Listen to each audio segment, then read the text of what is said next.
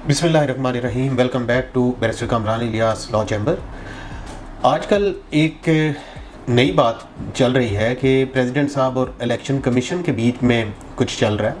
उसमें प्रेसिडेंट साहब ने एक ख़त लिखा था इलेक्शन कमीशन ऑफ पाकिस्तान को रिगार्डिंग डेट ऑफ इलेक्शंस पे कि 90 डेज़ के अंदर वो इलेक्शन करवा दें। तो उसके ऊपर उन्होंने जवाब दिया कि हम इस बात के पाबंद नहीं हैं। तो इसी चीज़ का आज हम मुआवजा करेंगे कि क्या प्रेसिडेंट साहब ठीक फरमा रहे हैं या फिर चीफ इलेक्शन कमिश्नर साहब ठीक फरमा रहे हैं। तो उसके लिए सबसे पहले मेरी आपसे गुजारिश यही है कि आप इस चैनल को सब्सक्राइब कर लें, लाइक कर लें, बेल आइकन को प्रेस कर लें ताकि मज़ीद जो नोटिफिकेशन है वो आप तक पहुंचते रहें और आप मेरी वीडियो देख सकें। तो बहुत जल्दी से शुरू करते हैं। हम बात करते हैं इलेक्शन कमीशन की। तो इलेक्शन कमीशन के पास इतने इख्तियारात नहीं है जितने प्रेसिडेंट साहब के पास है। इलेक्शन कमीशन आर्टिकल 213 से शुरू हो के आर्टिकल 226 के ऊपर ख़त्म हो जाती है, जिसके अंदर सारा उनका कंपोजिशन, रोल और उनकी जितने भी मामलात हैं वो इन्हीं आर्टिकल्स के अंदर डिस्कस कर दिए गए हैं। अब हम आ जाते हैं उस बात के ऊपर कि क्या चीफ इलेक्शन कमिश्नर साहब का एक बयान आया कि वज़ीर-ए-आज़म की सिफारिश पर असम्बली तहलील की जाए तो इलेक्शन कमीशन का आम इंतखाबात की तारीख देने का इख्तियार है। अब हम सबसे पहले तो बात करते हैं कि क्या इलेक्शन कमीशन का इख्तियार है आम इंतखाबात की तारीख देने का।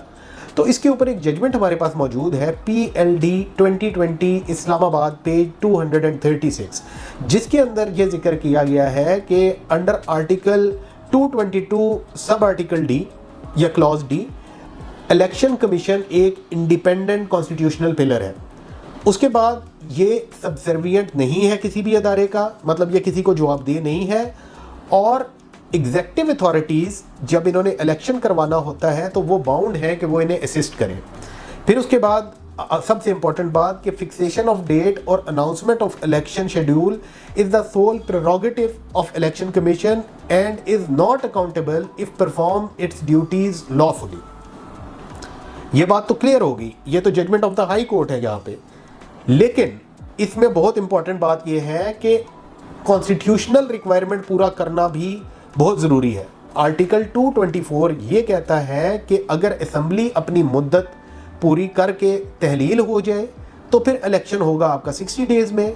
और अगर असम्बली अपनी मुद्दत पूरी किए बगैर तहलील हो जाए, जैसे कि on the advice of prime minister president assembly को तहलील कर दें या फिर आर्टिकल 58 का इस्तेमाल करते हुए असम्बली तहलील हो जाए, तो इन दैट केस इलेक्शन आपका 90 दिन के अंदर होगा।